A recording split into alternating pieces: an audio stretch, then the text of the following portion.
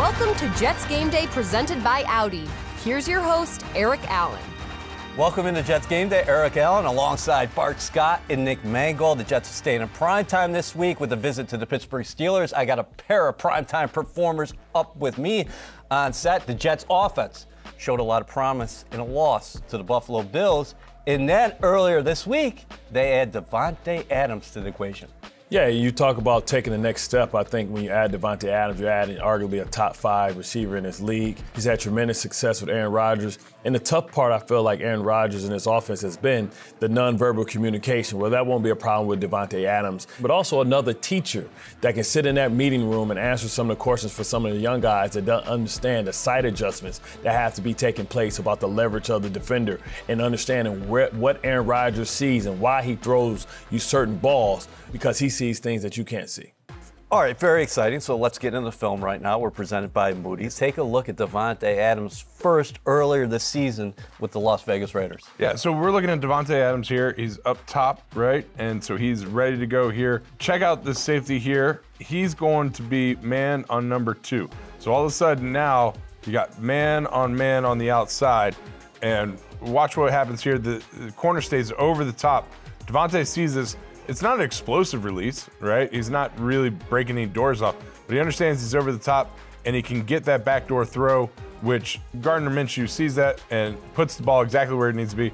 And then you get the circus catch. He gets both feet in, makes the catch on the sideline. Like, that's what Davante Adams is bringing to this offense, where he's able to make these catches, understand what he is facing with a corner, and get in the right spot at the right time, make a circus catch. Since 2018, Adams leads the NFL in receptions with 653, receiving touchdowns 70. And against the Ravens in this game, he took over the contest in the fourth quarter. Right, and so here again, we have Davante's up here at the top of your screen, right? We see him here. And now this corner here has safety help over the top. And so that makes it a little bit more interesting in how that is going to be played out. But what they see here, Davante is able to get to even. If he's even, he's leaving. That's gospel in the wide receiver world. And he's able to get to the spot where it needs to be outside of where this safety here can't get over the top. So he stays outside of the corner, gets to the top, beautiful ball. And again, that's just a catch that only Davante can make in a congested area away from the safety so he can make the catch. You know, Davante Adams is a sure-handed catcher, and he's a guy that's going to draw the attention of the defense, which makes it easier for Garrett Wilson, which also makes it easier for Breece Hall, because you have to ask yourself, are we going to go to a 8-man box to try and stop Breece because we see him having success, or are we going to be disciplined and say, hey, we're going to make you nickel and dime yourself up the field, which, you know, a lot of teams do. But now with Davante Adams, you talk about a guy that also can get that yak. And now also for creating more space for Garrett Wilson. And even Conklin is going to benefit from this, because he's going to draw the linebacker, because you're putting 2 over the top and trying to double Garrett Wilson, trying to double Davante Adams. That means that a linebacker is going to have to take a tight end, which is always a mismatch. Let's see it in action. Aaron Rodgers has completed 615 career passes for 7,517 yards and 68 touchdowns to Adams. Right, and so again, we have Davante's up here at the top. And what we're seeing here out of this Pittsburgh defense is we got blitz coming this way, all right? And Aaron knows that it's coming, so you got a single high safety up top here. And so you have a press corner at the top, and Aaron knows that, but he still has faith in his guy to make the catch. And Davante, doing what Davante does, makes him think that he's running, doesn't even give him a chance to look back at the ball. Aaron puts it up there. They're in sync, right? This is nonverbal communication. This is just 2 guys knowing exactly what they want out of this play, both seeing the same thing and getting the job done. See, but the craftiness is, you see, he didn't mess around with his release. He exploded off the line of scrimmage because he knew that it was a blitz. So he knew that he was going to be the hot. He knew that the safety, was pretty much cover 1 or some type of fire zone, which means it's a form of cover 3. Cover 3, the ball always goes to the one-on-one side, and he knew that he had to press with his body, but then the turn and the spin is where he creates the separation so that he can make the catch. So that's the nuance that a lot of young receivers don't understand. It's something that comes with maturity and the craftiness of how to get open. Great analysis, fellas. Coming up, we're going to put linebacker Jamien Sherwood under the Jets spotlight. brought to you by Moody's, proud partner of the New York Jets.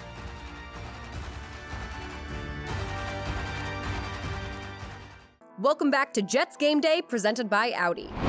Jamie, and for you this year, getting the most action that you've gotten in your career, just what were your expectations for yourself coming into this extended playing time, and how do you feel like you've met up to them? Obviously, just take it back to week one, you know what I'm saying? When your captain goes down, you know, that's a big letdown to the defense, you know what I'm saying? We're used to hearing his voice all week in practice. I'm used to hearing it. You know, I feel safe and comfortable. I know, like, if I don't make it, him or Quincy's gonna make it. Once I get to step into that role, you know, it's all about executing and having the precision the same as CJ. I feel like, you know, I've been filling in his shoes pretty well. You know, obviously there's things that I can do better. I just feel like God and CJ himself, they have both set me up for success in the future. You talked about how comforting it is to hear CJ Mosley being the one as the Mike backer. He's the captain of the team. How do you go about making sure that the rest of the defenders are now trusting you week after week? Man, I do a lot of studying. I do a lot of preparing. And like I said, like, if I'm not sure about something, I know CJ knows the answer. So all week in practice, if I'm hesitant or if I'm second guessing something, I just go ask him, because in my eyes, CJ can't never do wrong. He can't never say anything that's wrong. You know, these past few weeks, we played great defense. We let one slip up, but, you know, things happen.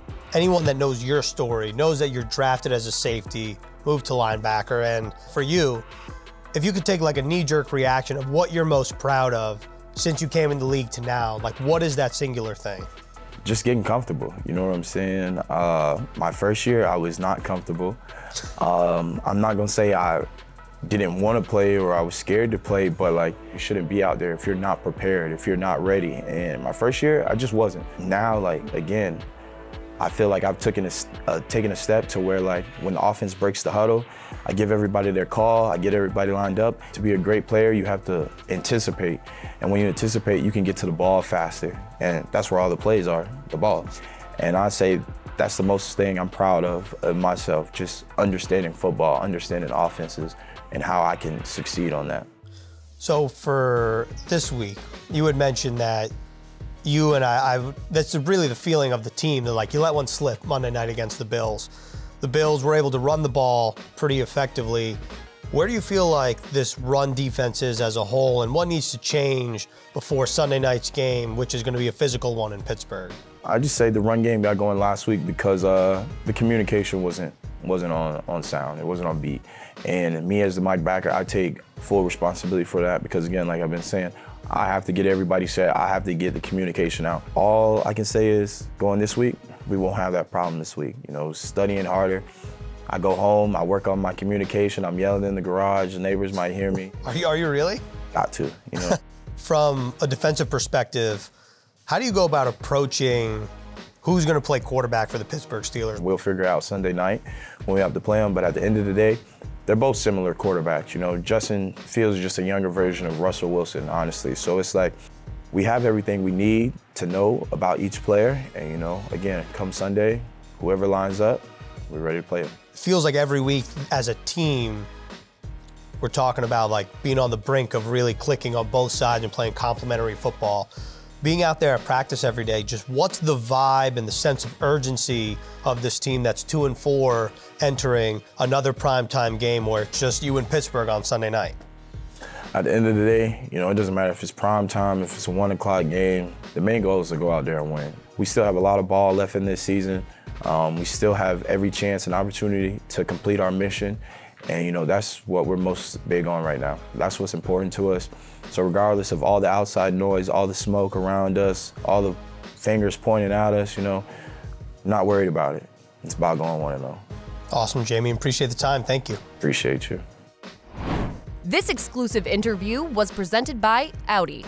Visit your Tri-State Audi dealer to get behind the wheel of yours today, or visit AudiOffers.com for more information.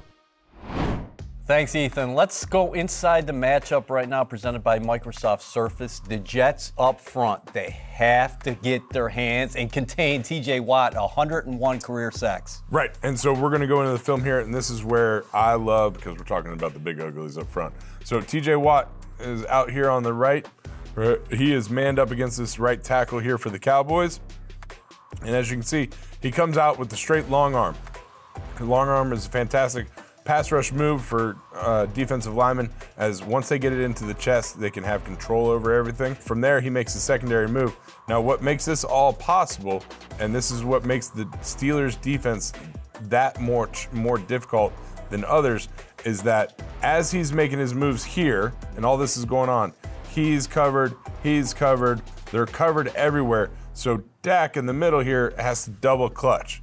And when he double clutches, TJ continues with that motor, gets around the corner, and is able to get the strip sack. You're in the red zone. Those are points right there that you're losing out on because of not only the Steelers' defense and coverage, but his second motor, TJ's, as he's coming around the edge. Bart, 4.5 sacks this season. He's got a great motor, but awesome secondary moves as well. And when he gets to the quarterback, he's not just taking him down, he's getting the ball out. Yeah, I mean, the Steelers have had tremendous players at that position, DN, pass rusher. He's arguably one of the best to ever put on a Steelers uniform, so that tells you how much, we respect him.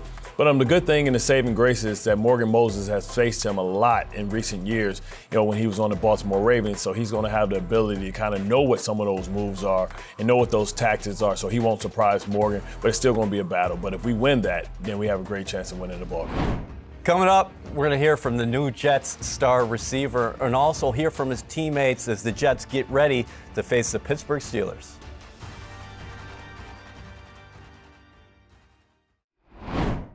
Earlier this week, the New York Jets finalized their trade with the Las Vegas Raiders for wide receiver Davante Adams. Adams and Rodgers played together for 8 seasons on the Green Bay Packers and had the most completed passes, yards, and touchdowns by any wide receiver and quarterback duo from 2018 to 2021. While adding another offensive weapon is never a bad thing, the question now is, how do you share the wealth?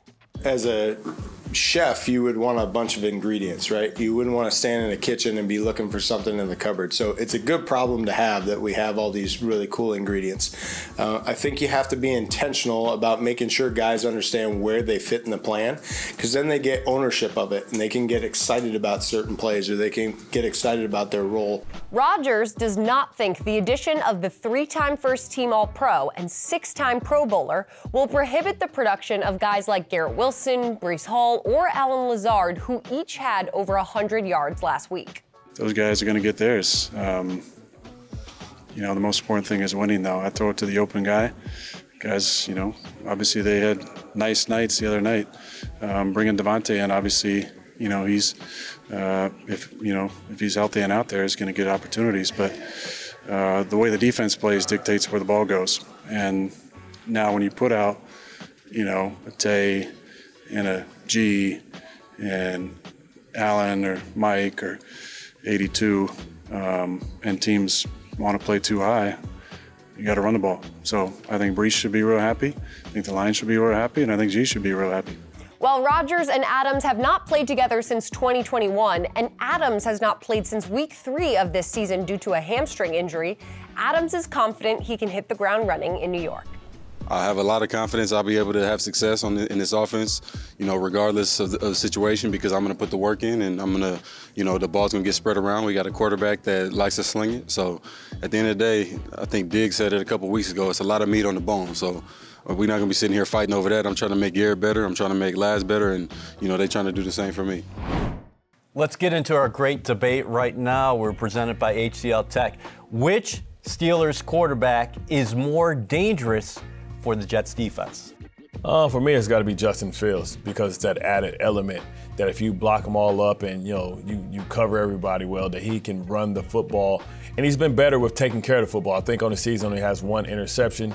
He doesn't throw the ball much, but he always adds to the running game. As you see Najee Harris getting loose, it's because he's always a threat to keep the ball, so you have to play him honest. Russell Wilson, not so much. What do you say, Nick? Justin Fields so far leads all quarterbacks with 5 rush touchdowns, but Russell Wilson, experienced guy who has been more of an effective drop-back quarterback in his time. Yeah, and I think this is where Bart's wrong.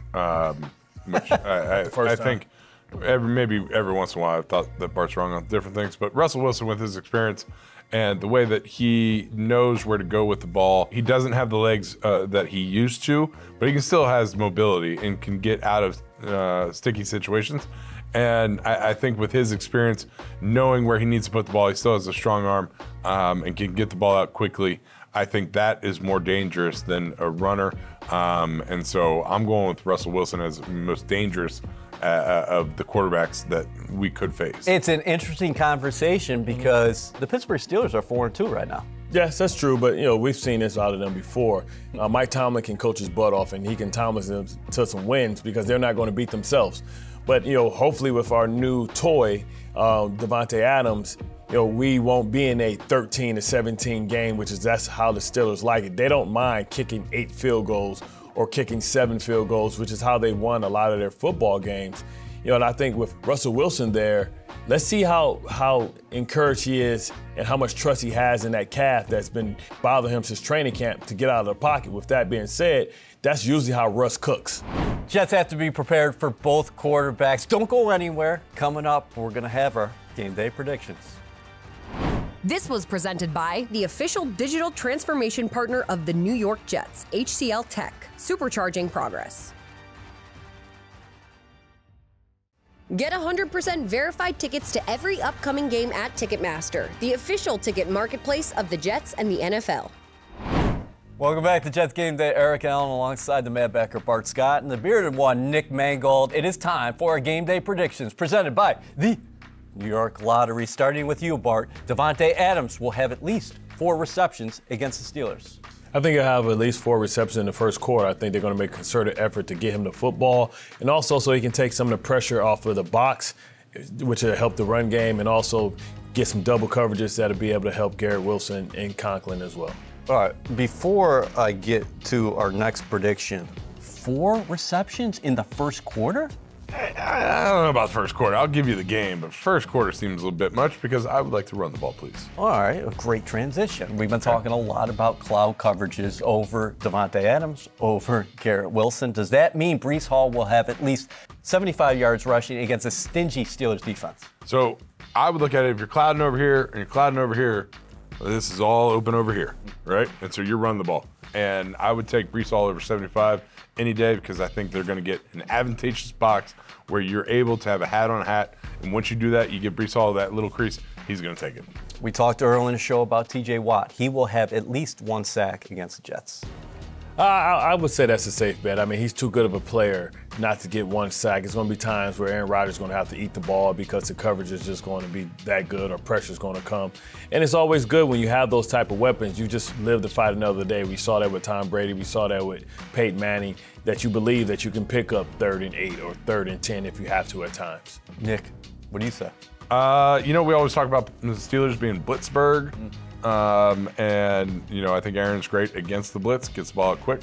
So what I would like to see out of this is him getting the ball out fast. And so I'm going to say no. I think the offensive line is going to hold up. I think they're going to have chips and distractions for TJ because we all know where he is on the field. And so I'm going to go no. Okay. Sacks. Final thoughts here. The Jets are 2-4. The Steelers are 4-2. This is a big early season game. Big game. I think it's a must-win. It's no way that you can expect to win the division if you lose 4 in a row. The good thing is the division, the AFC, hasn't run away with it as the Jets try and find their footing and get together and get in their winning ways. Must win, have to win. They have to come out and put a great performance in front of the entire world. You don't want to have a 4-game losing streak.